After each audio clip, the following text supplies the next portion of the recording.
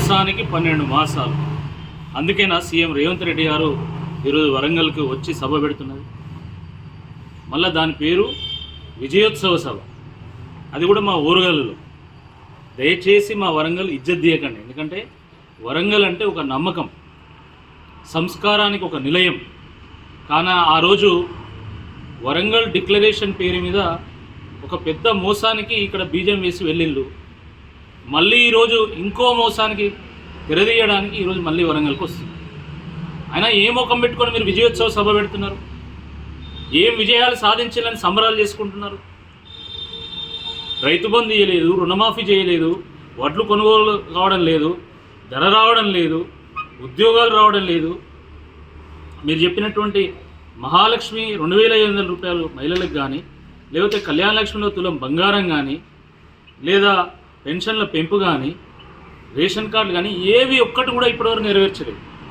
మరి ఏ ముఖం పెట్టుకొని మీరు ఇక్కడికి వస్తున్నారు? మళ్ళీ దీనికి విజయోత్సవ సభ అని పేరు పెడతారు. విజయోత్సవాలు చేస్తున్నాం అంటున్నారు. మీరు చేయాల్సింది విజయోత్సవాలు కాదు, మీరు చేయాల్సింది వంచనోత్సవాలు, మీరు చేయాల్సింది వైఫల్యోత్సవాలు, మీరు చేయాల్సింది విధ్వంసోత్సవాలు. సంవత్సరంలో సర్వనాశనం అయిపోయింది, రియల్ ఎస్టేట్ కుదేలైపోయింది, కన్స్ట్రక్షన్ రంగం ఆగమైపోయింది. ఈరోజు హోటళ్ళు, రెస్టారెంట్లు, ఈరోజు క్లాస్ స్టోర్ రూమ్స్, ఏ బిజినెస్ చూసుకున్నా కూడా ఈరోజు మొత్తం కుదేలైపోయింది. ఇటువంటి ఈ నేపథ్యంలో మళ్ళీ మీరు సంబరాలు చేసుకుంటారా? మీరు సంవత్సరీకం చేసుకోవాలి. ఎందుకంటే మీ పాలనతోని, మీ ప్రభుత్వం రాగానే పాలన అంతమైపోయింది, పథకాలు కథమైపోయింది, ప్రాంతం మీద ప్రజల మీద ప్రేమ మమకారం మొత్తం కథమైపోయింది. కాబట్టి ఏడాది మాసకం చేసుకోండి, పరిపాలనకు ఏడాది మాసకం, ఆ పేరు మీద మీరు సభలు పెట్టుకోండి.